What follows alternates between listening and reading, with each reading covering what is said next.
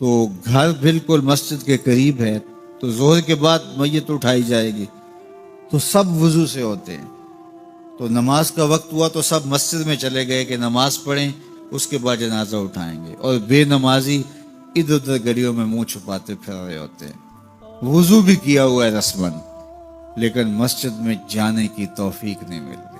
وہ سمجھتے ہیں ہم نہیں جا رہے، میاں تمہیں کوئی بلا ہی نہیں رہا۔ اتنے بد نصیب ہو، جنازہ بھی تم اللہ کے لیے نہیں پڑھنے آئے، وہ بھی کسی کے دکھلاوے کے لیے آئے۔ وہ تو فرض کفایہ ہے اور یہ نماز فرض عین تھی، اور یہاں اللہ کا بلاوا آیا، اس کے لیے اذان کوئی نہیں، اس کے لیے اذان ہے، اور تم یہاں اذان سننے کے باوجود بھی مسجد کے باہر گھوم رہے ہو، بہانے کبھی ادھر جا رہے ہو کبھی ادھر جا رہے ہو، اور نمازی مسجد کا رخ کر رہے ہیں۔ تو یہ کتنی بد نصیبی ہوتی ہے کسی شخص کی کہ مسجد کی ہمسائیگی میں بھی رہتا ہو اور مسجد کے قرب میں کھڑا ہو، اسے نماز کی توفیق نہ نصیب۔ تو یہ اس کی طرف سے توفیقات نصیب ہوتی ہیں۔ میں ایک بات سنایا کرتا ہوں کہ لاہور جب بڑی چہل پہل ہوا کرتی تھی ہمارے ریلوے اسٹیشن پہ، تو بہت سارے لوگ ریلوے کے ذریعے آیا کرتے تھے، تو وہاں کلیوں کی قطاریں ہوا کرتی تھی۔ ایک بوڑھا کلی، ٹرین کا وقت ایسا تھا کہ وہ رکی آ کے، تو اس نے کسی کا سامان اٹھایا، تو میکلوڈ روڈ پہ جانا تھا، تو راستے میں نوری مسجد پڑتی ہے، تو اس نے کہا قریب آ کے کہ بابو جی میری نماز عصر رہتی ہے، تو ذرا 2 منٹ کے لیے رکیے، میں نماز پڑھ لوں۔ تو اس نے کہا ٹھیک ہے، سامان رکھا اور بابا جی اندر نماز پڑھنے چلے گئے۔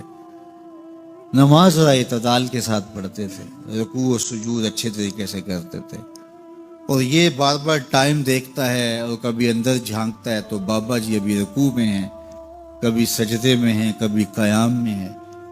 یہ کہتا ہے کہ میں عجیب مصیبت میں پھنس گیا کہ بابا جی نماز نہیں چھوڑ رہے۔ خیر بابا جی نے سلام پھیرا، ان کو تسبیحات فاطمہ پڑھنے کی عادت ہوئی تھی، وہ تسبیحات پڑھنے لگ گئے، تو اس کا پیمانہ صبر لبریز ہو گیا۔ وہ جہاں جوتے اتارتے تو وہاں جا کے اندر جھانک کے کہتا بابا آ بھی جا، تینوں کیڑی شے باہر نہیں آن دیندی۔ تو بابے نے یوں پلٹ کے دیکھا اور مسکرا کے کہا پتر جڑی شے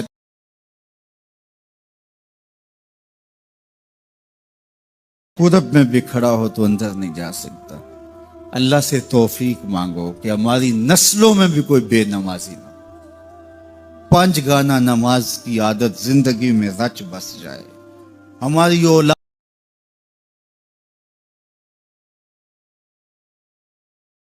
کہ اللہ کو سجدہ کرو۔ بے نمازی اس دن تو چاہیں گے سجدہ کریں، آج کوئی نماز پڑھتا ہے یا نہیں پڑھتا، اس دن تو ہر کوئی چاہے گا کہ آج سجدہ کریں، لیکن بے نمازی چاہے گا کمر اکڑ جائے گی، سجدہ کر نہیں سکے گا۔ قرآن بتاتا ہے کچھ لوگ جہنم کی طرف دھکیل کے لے جائے جا رہے ہوں گے، ان کو کچھ لوگ پوچھیں گے ما سلککم فی سقر، تم جہنم کو کیوں جا رہے ہو؟ تو وہ کہیں گے لم نک من المصلی، ہم نماز نہیں پڑھا کرتے۔ تو 5 گانا نماز یہ زندگی میں شامل کر لو، کبھی بھی نماز قضا نہ ہونے پائے۔ قیامت کے دن بے نمازی کو اللہ دشمنان خدا کی صف میں کھڑا کر دے گا، جہاں نمرود کھڑا ہوگا، جہاں فرعون کھڑا ہوگا، جہاں حامان کھڑا ہوگا، جہاں قارون کھڑا ہوگا، جہاں دشمنان خدا کھڑے ہوں گے، بے نمازی بھی اس صف میں کھڑا کر دیا جائے گا۔ مجھے بتائیے ہم میں سے کوئی بھی یہ گوارا کرتا ہے کہ حشر کے دن دشمنان خدا کی صف میں کھڑے کر دیے جائیں؟ یا کوئی خاتون یہ گوارا کرتی ہے کہ رسول اللہ صلی اللہ علیہ وآلہ وسلم کی راہوں میں کانٹے بچھانے والی ام جمیل کے ساتھ کھڑی کر دی جائے؟ تو جب ہم یہ بات ذہن میں رکھیں کہ توفیقات اس کی جانب سے ہوتی ہیں، تو اس سے ہمیشہ توفیق مانگیں کہ اللہ اپنے حضور جھکنے کی توفیق نصیب کر دے۔ اس سے بڑا بدبخت نہیں ہے جو اللہ کی حضور جھکنا بھی نہیں جانتا۔ فجر کی اذان ہو رہی ہے اور وہ سو رہا ہے، ظہر گزر گئی کھیل کود میں لگا ہے، عصر گزر گئی وہ اپنے کاروبار میں منہمک ہے، مغرب عشاء گزر گئی اس کو خبر بھی نہیں۔ 5 نمازیں 5 اوقات میں گزر گئی اور اس کا سارا وقت غفلت میں گزر گیا. کیسے چین کی نیند آ گئی، کیسا مسلمان ہے، کیسا کلمہ گو ہے. اللہ کی حضور سجدہ ریزی کی، سارا دن توفیق نصیب نہیں ہوئی، پھر اگلا دن بھی یوں گزر گیا، زندگیاں گزر جاتی ہیں، توفیق سجدہ نصیب نہیں ہوتی. اس شخص سے بڑا بدبخت کوئی نہیں جس کو اللہ کی حضور جھکنا نصیب نہیں ہوتا.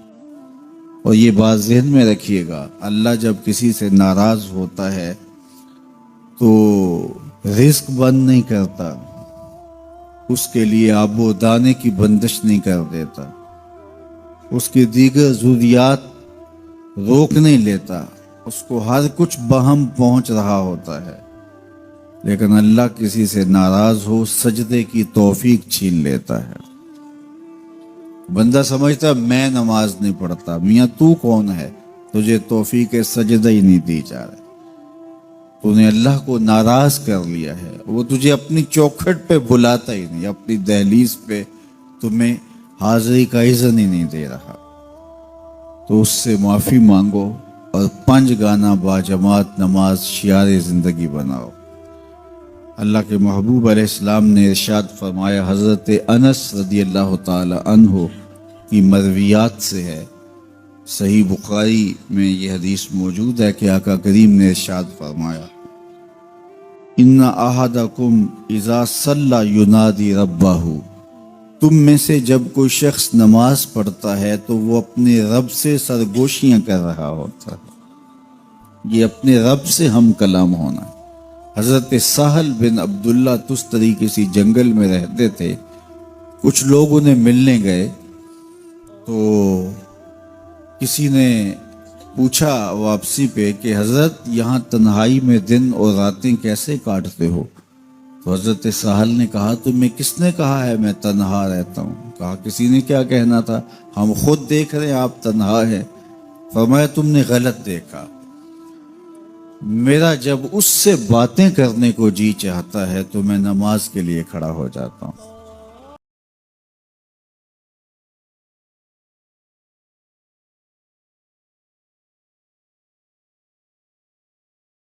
تمہیں کس نے کہا میں تنہا رہتا ہوں؟ میں تو دم دم اپنے رب کے ساتھ رہتا ہوں. تو جو نماز پڑھتا ہے وہ اپنے رب سے سرگوشیاں کرتا ہے، وہ اپنے رب سے بات کرتا ہے، اپنے رب سے ہم کلام ہوتا ہے. تو خوش نصیب لوگ جنہیں 5 گانا نماز نصیب ہوتی ہے، اور پھر اگر اس کے آداب کی رعایت کے ساتھ نصیب ہو، نماز پڑھنے کا جو انداز ہے وہ نصیب ہو جائے. جیسا کہ حدیث احسان میں ہے، جبریل امین نے حضور سے کچھ سوال کیے تھے، ان میں سے ایک سوال تھا حضور احسان کیا ہے؟ تو فرمایا تو اپنے رب کی عبادت اس طرح کرے کأنک تراہ، گویا تو اسے دیکھ رہا ہے. یہ تیری کیفیت ہو کہ تو اپنے رب کا دیدار کر رہا ہے. اللہ اکبر. حضرت سیدنا علی المرتضیٰ رضی اللہ تعالی عنہ سے کسی نے پوچھا کہ جس رب کی عبادت کرتے ہو کبھی اس کو دیکھا بھی ہے، کبھی اس کیفیت سے بھی گزرے ہو؟ تو فرمایا لم اعبد ربا لم اراہ، جب تک دیکھتا نہیں سجدہ ہی نہیں کرتا. تو اپنے رب کی عبادت ایسے کرو کہ تم گویا اسے دیکھ رہے. اور اگر یہ کیفیت تمہاری پیدا نہیں ہوتی تو کم از کم اس کیفیت میں آؤ کہ تمہارا رب تمہیں دیکھ رہا ہے. اور یہ تصور بھی کون سا کم ہے کہ میرا مالک مجھے محبت کی نگاہ سے دیکھ رہا ہے. اس تصور میں سرشاری طاری ہو جاتی ہے کہ میرا مالک مجھے دیکھ رہا ہے. تو وہ انتہائی کیفیت ہے کہ اپنے رب کی عبادت اس طرح کرو کہ گویا تم اسے دیکھ رہے. اور اگر وہ کیفیت طاری نہیں ہوتی تو اس کیفیت میں ڈوب جاؤ کہ وہ تمہیں دیکھ رہا ہے. تو اپنے رب کی عبادت اس طرح کرے کأنک تراہ، گویا تو اسے دیکھ رہا ہے. یہ تیری کیفیت ہو کہ تو اپنے رب کا دیدار کر رہا ہے. اللہ اکبر. حضرت سیدنا علی المرتضیٰ رضی اللہ تعالی عنہ سے کسی نے پوچھا کہ جس رب کی عبادت کرتے ہو کبھی اس کو دیکھا بھی ہے، کبھی اس کیفیت سے بھی گزرے ہو؟ تو فرمایا لم اعبد ربا لم اراہ، جب تک دیکھتا نہیں سجدہ ہی نہیں کرتا۔ تو اپنے رب کی عبادت ایسے کرو کہ تم گویا اسے دیکھ رہے ہیں، اور اگر یہ کیفیت تمہاری پیدا نہیں ہوتی تو کم از کم اس کیفیت میں آؤ کہ تمہارا رب تمہیں دیکھ رہا ہے۔ اور یہ تصور بھی کون سا کم ہے کہ میرا مالک مجھے محبت کی نگاہ سے دیکھ رہا ہے۔ اس تصور میں سرشاری طاری ہو جاتی ہے کہ میرا مالک مجھے دیکھ رہا ہے۔ تو وہ انتہائی کیفیت ہے کہ اپنے رب کی عبادت اس طرح کرو کہ گویا تم اسے دیکھ رہے، اور اگر وہ کیفیت طاری نہیں ہوتی تو اس کیفیت میں ڈوب جاؤ کہ وہ تمہیں دیکھ رہا ہے۔ اگر یہ کیفیت بھی نصیب ہو جائے تو نماز کی لذت نصیب ہو جائے۔